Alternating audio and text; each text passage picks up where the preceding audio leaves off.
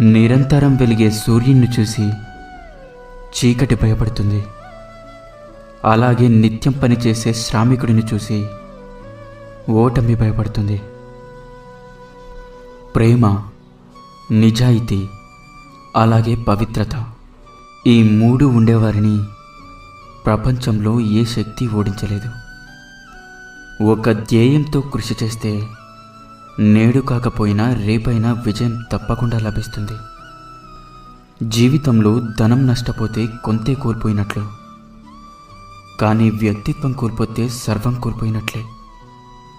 కోపంతో మాట్లాడితే గుణాన్ని కోల్పోతారు, అధికంగా మాట్లాడితే ప్రశాంతతని కోల్పోతారు, అనవసరంగా మాట్లాడితే అర్థాన్ని కోల్పోతారు, అహంకారంతో మాట్లాడితే ప్రేమను కోల్పోతారు, అబద్ధాలు మాట్లాడితే పేరును కోల్పోతారు.